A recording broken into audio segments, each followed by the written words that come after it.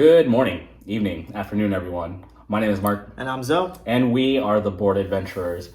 Back to you with another fresh off the shelf for a game that we've played in the that's come out in the last calendar year. We're talking about the 2 to 6 player game Faraway, designed by Johannes Gupi, Corentin Lebrat, and Maxime Morin. I apologize if I got that wrong, if I said it wrong, and published by Pandasaurus Games.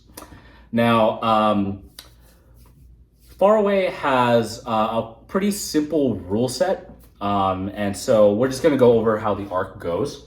So the first thing you're going to do is you're going to give out 3 cards to each player, and you're going to set out cards on the table equal to the number of players plus 1.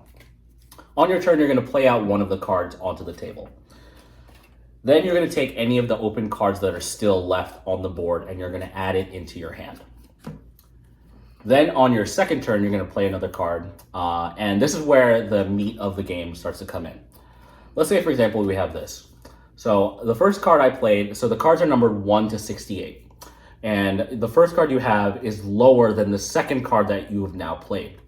Because now that you've played a card that's higher than the previous card, you get to take a Sanctuary card, which are this smaller deck of cards here.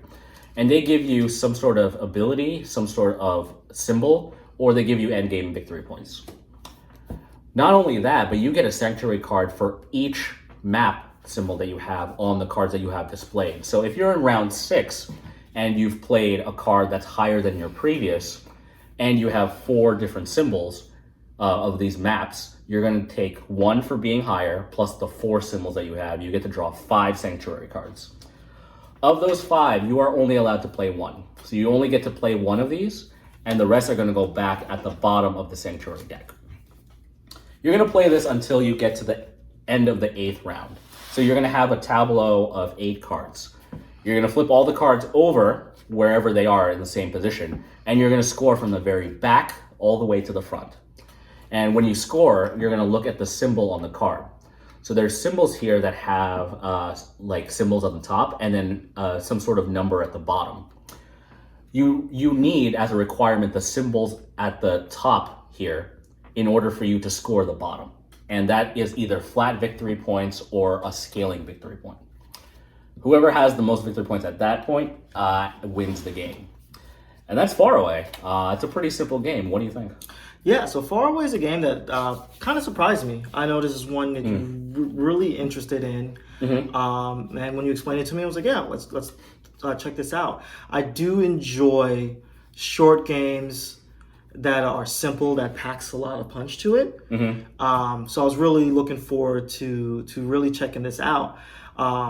I will say the biggest mechanic of Faraway that it's draw for me is the way you score, in which you score from back upwards. Right. And it's a different way of thinking of scoring, end game scoring conditions in the game. Usually it's the other way around, where you score first going back. Mm-hmm. But this way was like a really brain burner way of thinking how to score, because you're thinking about what you've already done and what you should get at the end. Yeah. And how that benefits each other. I just really enjoy that. Yeah. I enjoy the drafting mechanics of it as well. It's a simple drafting game, but I think it works. It really drills down and simplifies it. This game, it doesn't overcomplicate itself, right? Yeah. Mm-hmm. It really is just the drafting, the playing, and the scoring mechanics being the biggest takeaway of the game. Yeah. Mm-hmm. I know most people would kind of consider this a filler game. I don't really like that term. I don't think of this game as a filler game. I really do think it's just like a main game that you can play over and over again. Right. It's thinky enough that it doesn't feel like you're just buying time. I see. So I wouldn't consider this a filler game. But yeah, what do you think of the game? I enjoy this game. I think the beauty in this game is, like you said, the reverse scoring mechanic. So like you want to play cards that are going to give you high value points towards the end of the game. Yeah. But if you keep those and you have them at the very end, you won't have the symbols for the most part to score them. Yeah. Like there's some that give you symbols specifically, and some that just give you like just the symbol. And so you want to gauge like, okay, I'm going to play my highest scoring one maybe last, but I need to get 4 of these blue symbols throughout the rest of the game. Like this is workable. Yeah. You won't do that if you have that as your final card because you won't have enough blue symbols to score anything if it's the first card you flip over. And that's where it gets pretty hard to tell because it's like you're a little bit susceptible to what's out on the board. Yeah. What you're drawing into your hand has to help score your entire board. Yeah. But if you don't have that symbol, you need to start fishing for sanctuary cards because sanctuary cards will give you symbols. Yeah. Sanctuary cards will give you more like scoring opportunities. But a lot of the times, the map symbols they're a little on the rare side, and having to put a card ahead of something that's lower is hard to do because sometimes you want to reset because you are now too high. Yeah, you know what's funny? An interesting aspect of this game, and I've noticed is the more that we played it, is the game wants you. The game is telling you there's benefits to playing starting low and going higher. Right. But the more we played it, I'm starting to realize some of the higher numbers are better to play in the beginning because of what they give you for end game. Yeah, because the higher cards, I believe, score more than the lower cards, but the lower cards will give you the symbols. Yeah, you start off low to give you the symbols, so you really have to balance and figure out how you want to do that round and what's more beneficial. And a couple times that we played, I played it both ways, where I really focused on going low up and focusing on the sanctuaries, and then doing the opposite, trying to go up down based off of what they give you. I like that aspect of it. It's giving you a lot of interesting decisions in a very simple rule set, which I think is a sign of a great game. Yeah, because whenever we played this, we never stopped at just one game. We ended up, whenever we taught it, it was like, let's play another round. Let's see what this is about. Yeah. I know some people will probably consider this a solo solitaire game. I can see that too. Yeah. I don't think of that as a con because, you interact during the drafting portion of it. But it's one of those games that at the end of it, it's a short game. So at the end of it, you kind of go, oh, I can do better than what I just did. Yeah. Let's play this again. Yeah, nice. And I really enjoy that aspect of it. Nice. But was there any con for you for this game? I think maybe one of my few cons was that the rule book was a little bit hard to understand from the first time I went through it. I want to say it was possibly translated, and it was translated pretty well. It's just that the setup and it kind of skipped around the way I would typically learn a game. Yeah, like it went into the effects of some of the cards and like kind of scoring before it actually went into like what you do on your turn. Yeah, like I prefer more structured. But that's like pretty minor. Like it didn't really affect the gameplay in itself, and like there's not a lot of rules in this anyway, so it didn't really affect too much. Yeah. No, I hear you. For me, I have 2 cons, and these are minimal. To be quite honest, I think this is a great game. Well, my first con would be the art. I just don't think the art is good.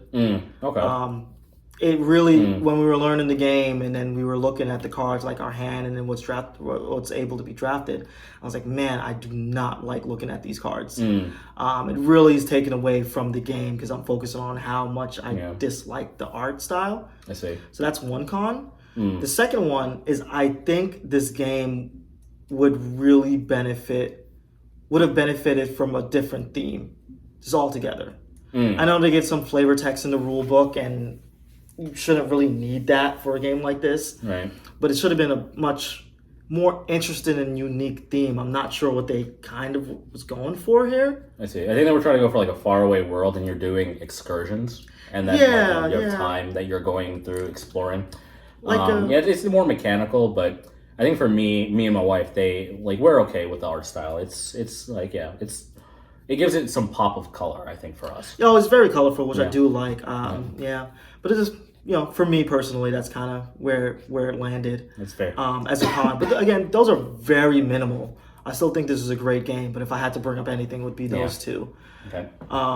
In terms of the score, what are you thinking? Where are you falling?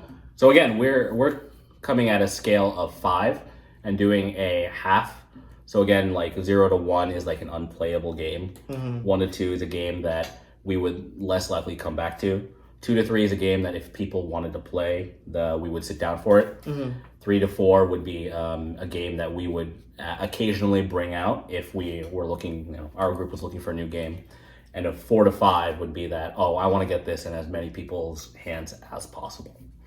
Yeah, I think for Faraway, this would land at a 4 for me. 4, nice. I really enjoy the end game scoring mechanics of this game. I think it's really unique. I think, excuse me, I think it did a really smart thing in which it didn't overcomplicate it, and that is the spotlight in the game is the scoring mechanic. Thought that was a pretty smart decision to make in a game like this. Right. There are some cons that bring it down a little bit for me personally. It's not a big deal. I do think a game like this, because this is a fairly new game. We played it a good amount of times. I fear that it after a while is probably going to get old for me. That's a fear I have, but again, still fairly new for us. Yeah. But yeah, that's where I landed on this 4. What about you? I think I'm around that same area as you. It's on that edge of like I'd like to get any new person to play this because this is easy enough to play. This takes about half an hour with a teach, maybe max. And like if they want to play again, I would be happy to play a second round of this game. This game is pretty good. I will say you have a point where I am concerned about seeing the same 68 cards over and over again. I would imagine they can maybe mitigate that by putting in more cards later that have the same number possibly. And you would have an overlapping. Just swap them out. Yeah, exactly. But this game was enjoyable. It's a game that you can get it out, you can get it played, you'll have a good time in half an hour. Oh, 100%. It really surprised me. So definitely check it out. Yeah. Cool. Right. So that is our game. That is our review of the game Faraway. We are the Board Adventurers. I'm Mark. I'm Zoe. We will see you on the next adventure.